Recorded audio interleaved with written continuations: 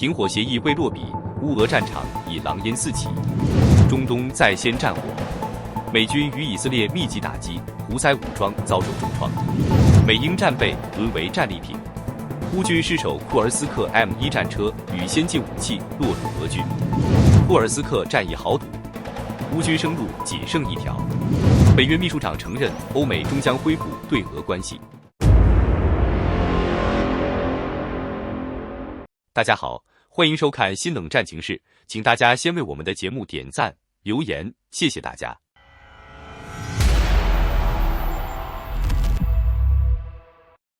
今天是2025年3月17日，俄乌战争进入了第1118天，刚谈停火就开打。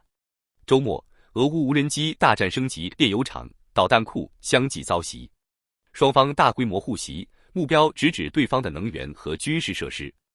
乌方无人机成功轰炸了俄境内2座炼油厂、1个导弹库及天然气设施，意图削弱俄能源经济。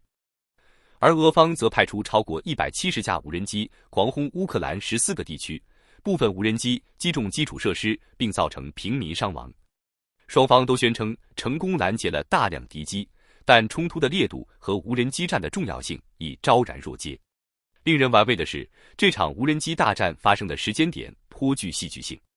就在袭击发生的24小时前，俄罗斯总统普京才刚与美国特使史蒂夫·维特科夫讨论美国提出的30天停火方案。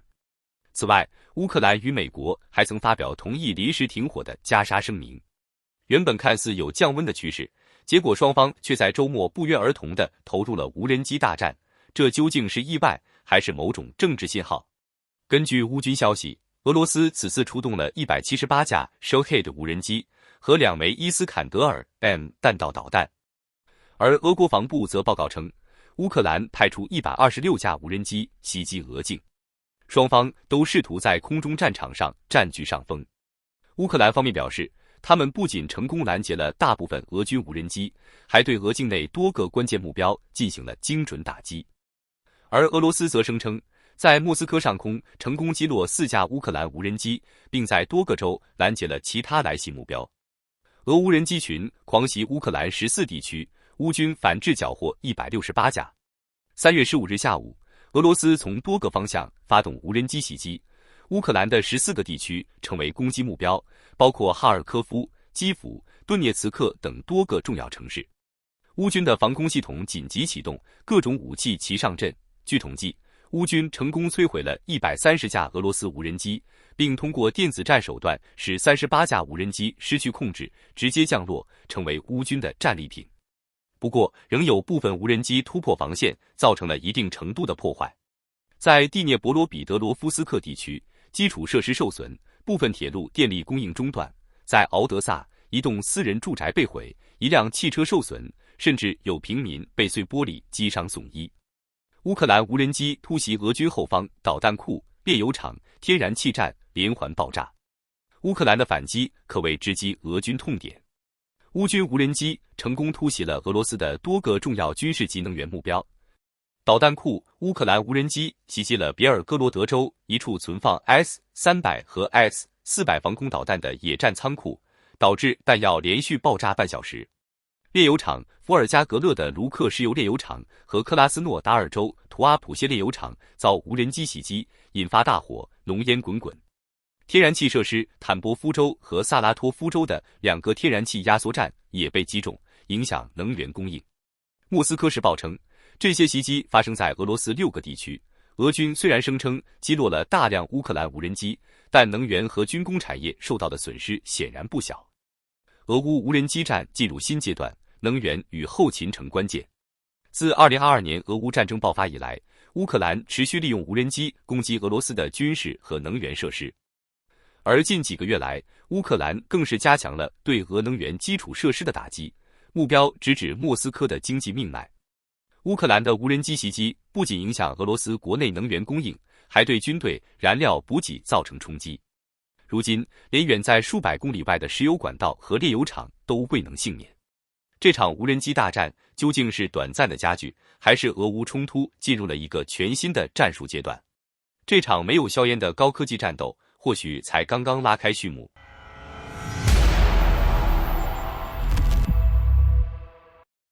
最近，中东的局势再次燃起烽烟，美军和以色列几乎同时发动了大规模的军事行动，目标直指胡塞武装和加沙的武装组织。这一轮打击不仅火力猛烈，而且战果显著，让整个地区的紧张氛围急剧升温。美军强势出手，胡塞武装遭遇沉重打击。据美联社报道，当地时间3月15日，美国总统川普宣布对也门胡塞武装展开果断而有力的军事行动。话音刚落，美军战机便呼啸升空，对胡塞武装的多个据点发动了密集空袭。随之而来的是也门战场上接连不断的爆炸声，导弹仓库、指挥中心、军事据点相继化为火海。据也门媒体爆料，胡塞武装的重要高层，所谓的信息部长哈桑·瑟拉夫丁在昨夜的空袭中被清除。虽然这一消息尚未得到官方确认，但无疑胡塞武装的损失相当惨重。胡塞武装反击，导弹误击埃及西奈半岛。就在美军空袭后不久，胡塞武装从也门发射了一枚导弹，但意外的是，它的落点竟然是埃及的西奈半岛。以色列国防军目前正在调查这枚导弹的真正目标是否原本意图袭击以色列境内。如果属实，以色列方面恐怕不会坐视不理，新的报复行动或将迫在眉睫。以色列空袭加沙，9名武装分子被清除。与此同时，以色列也没闲着。路透社报道，以军战机对加沙北部的贝特拉西亚地区发动了精确打击，成功消灭了9名武装分子。值得注意的是，以军声称这些武装分子当时正伪装成记者，准备操控无人机对以军发动攻击。但他们的计划被侦破，最终被以色列空军定点清除。更令人关注的是，这批被击毙的武装分子中，有人曾参与2023年哈马斯的107袭击事件，早已被列入以色列的清除名单。这次行动也是加沙停火以来以色列发动的最大规模军事打击。中东再度成为全球焦点。从红海到加沙，从美军的空袭到以色列的强硬行动，中东局势似乎再次进入了动荡的新阶段。川普政府对中东采取的强硬立场，与美欧在俄乌冲突中的策略形成鲜明对比。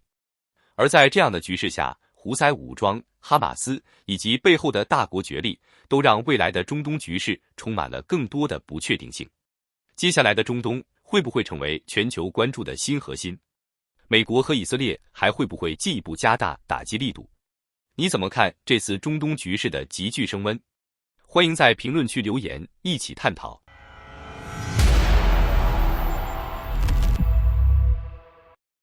无人机猎杀战场，俄军横扫乌军补给线。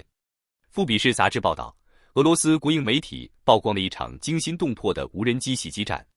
2月25日，俄军精锐无人机部队卢比康先进无人系统中心锁定乌克兰库尔斯克州苏贾镇的补给线，发动猛烈空袭，直接击溃乌军后勤命脉。短短2周内，乌军被迫撤离，遗弃大量美制 M1 艾布兰战车、M2 布莱德雷步兵战斗车及英制 M777 榴弹炮。这场战役不仅是物资损失，更暴露出乌军后勤补给的巨大隐忧。库尔斯克危机，无人机战术震撼战场。军事专家安德鲁·佩佩图亚分析，俄军精心策划先进无人机战术，以多架爆破无人机同时攻击乌军补给车队，导致数百辆运输工具瞬间瘫痪。这不仅打乱了乌军补给节奏，也迫使乌军在弹药短缺的情况下，被迫放弃重装备撤退。佩佩图亚更警告，这是一场战略警钟，库尔斯克危机可能只是开始。乌军在补给被切断、后方遭袭的情况下，不得不趁夜逃离，留下的重型装备自然成了俄军的战利品。M1 艾布兰战车成战场弃婴。这次损失中最让人瞩目的莫过于 M1 艾布兰战车。这款重达69吨的钢铁巨兽，装备120毫米滑膛炮，以强悍火力与厚重装甲闻名。美国2023年曾援助乌克兰31辆，配属于第47机械化旅。然而，由于乌军频频在前线进攻，这些战车往往在战场上被弃置。据估计，至今已有10至19辆艾布兰战车损毁。虽然澳洲承诺补充49辆 M1，但补给速度赶不上战损速度，乌军装甲部队的未来仍不明朗。M2 布莱德雷步兵战斗车从王牌到损耗品，这款33吨的装甲车以25毫米快炮和强劲机动力，被誉为俄乌战争中的顶尖装备。美国提供了超过300辆给乌克兰，其中47机械化旅最为倚重。但随着战争延续，这些钢铁怪兽也难逃厄运。统计显示，至今已有80辆 M2 被摧毁，这次苏甲阵一役又损失1辆，使总数增至81辆。未来能否补充新的装甲车，成了乌军必须面对的难题。M777 榴弹炮，乌军炮兵命脉也失守。自2022年起，美国援助乌克兰约200门 M777 榴弹炮，这款4.5吨重的火炮射程达30.6公里，能有效压制俄军阵地。然而，作为乌军炮兵的核心装备 ，M777 频频遭到俄军精准打击。过去37个月内，乌军已损失55门 M777，而这次俄军甚至可能缴获1门完整的榴弹炮。这不仅意味着乌军火力再次受损，更可能让俄军获得珍贵的技术样本。战损比失衡，乌军陷入补给困境。富比士报道指出，此役乌军共损失约500件重装备，而俄军则损失约600件。乍看之下，乌军似乎略占上风，但关键问题在于俄罗斯的补给能力远胜乌克兰。乌军原计划透过3:1战损比来拖垮俄军，但这场战斗却显示出乌克兰的后勤体系已经开始崩溃。如果这种补给困境持续下去，未来的战局恐怕会更加严峻。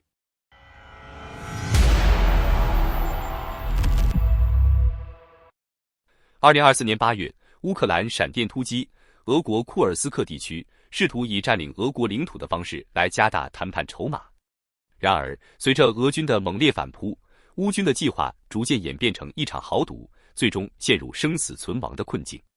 当初，乌军的进攻可谓迅雷不及掩耳，一举夺下约1300平方公里的俄国领土，相当于双北面积的1半。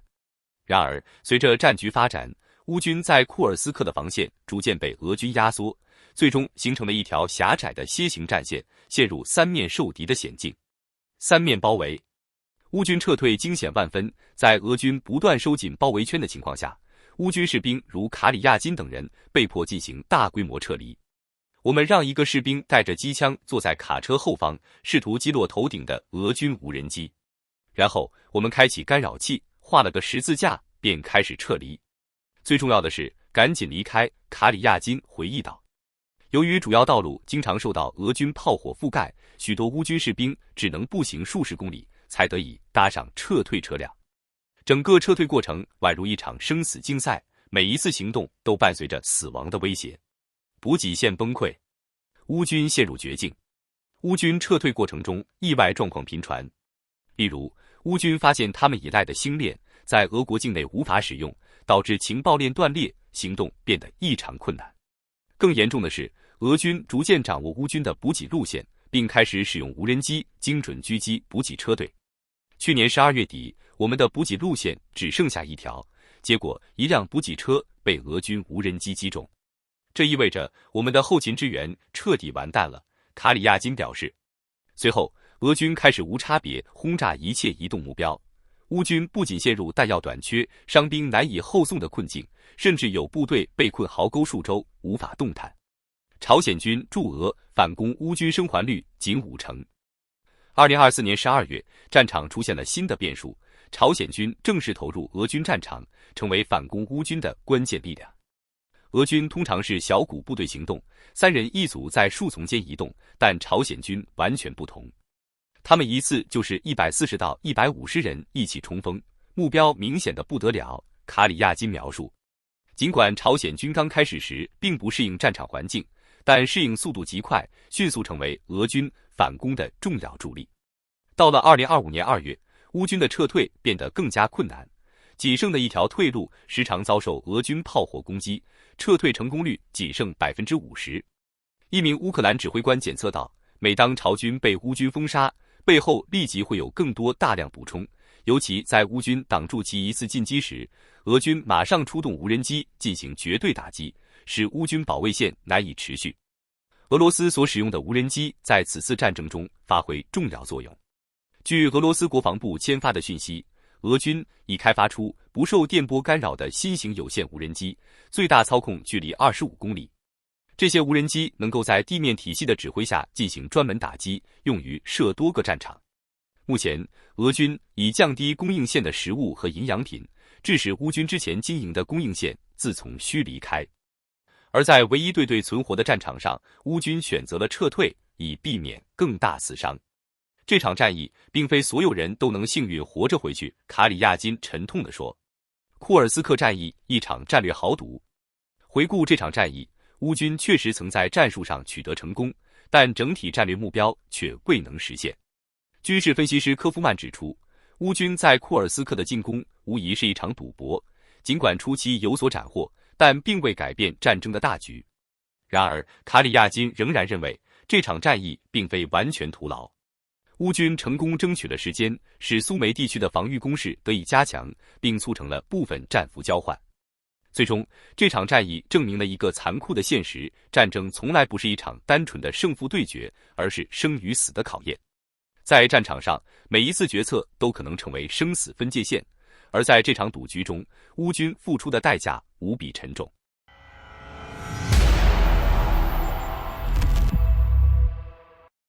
3月14日，北约秘书长马克·吕特在接受彭博社采访时明确表示，乌克兰加入北约的议题目前根本不在讨论范围内。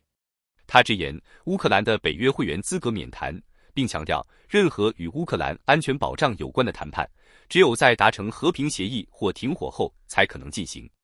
这无疑是一记重磅发言，特别是在乌克兰战场局势依然激烈的情况下，对基辅的未来战略布局带来影响。乌克兰的北约梦仍然遥遥无期。乌克兰一直将加入北约视为保障自身安全、对抗俄罗斯威胁的终极解方。然而，莫斯科始终认为，基辅寻求北约成员资格正是冲突的核心问题之一，并坚持要求乌克兰保持中立作为任何和平协议的基础条件。吕特的言论等于给乌克兰泼了一盆冷水。换句话说，至少在当前，北约不愿冒险让乌克兰成为正式盟国，避免与俄罗斯发生直接冲突。对于基辅而言，这意味着短期内要靠自己支撑战局，而非依赖北约的集体防御机制。与俄恢复关系，北约认为时机未到。当谈及未来欧美是否会与俄罗斯恢复经济关系时，吕特明确表示，当前仍然需要对俄保持制裁与压力，迫使莫斯科在谈判桌上做出让步，并严肃对待与美国及乌克兰的和平谈判。我们绝对还没到那一步恢复关系，我们必须继续对俄罗斯施加压力。然而，他也坦言，从长远来看，俄罗斯不可能从地图上消失，欧美最终仍可能恢复与俄罗斯的正常外交与经济关系，但现在显然不是合适时机。吕特回忆起自己在担任荷兰首相2010至2024期间与普京进行过多次谈判的经历。他强调，持续对俄罗斯保持压力，才能确保普京在和平进程中不会占据主导地位。这番话透露出一个讯息：北约的对俄战略仍以施压为主，但未来与莫斯科恢复关系的可能性依然存在。对乌克兰来说，这意味着西方的支持不会无限期地保持高强度，最终可能要寻找与俄罗斯谈判的出路。北约的立场暗示什么？吕特的表态折射出北约内部的现实考量。乌克兰战争虽然仍在持续，但西方对无止境军援的耐心和资源正在减少。而未来，无论基辅愿不愿意，都可能不得不面对一个更加现实的选项：在没有北约正式军事保护的情况下，如何与俄罗斯维持长期对抗？这场棋局仍在继续，北约的立场显然不是一成不变的，但基辅能否等到欧美再次强力介入，则仍然是未知数。好的，感谢您一口气看到最后了，这是对我们最大的鼓励和支持。要看最全面、最及时准确的战场热点报道更新，就请每日锁定新冷战情势。如果您喜欢我们的节目，也请您点赞、留言、订阅，把视频分享出去，让更多的人看到这个节目。想要赞助我们的朋友，可以打开超级感谢打赏赞助，帮助我们能持续做出更多好节目。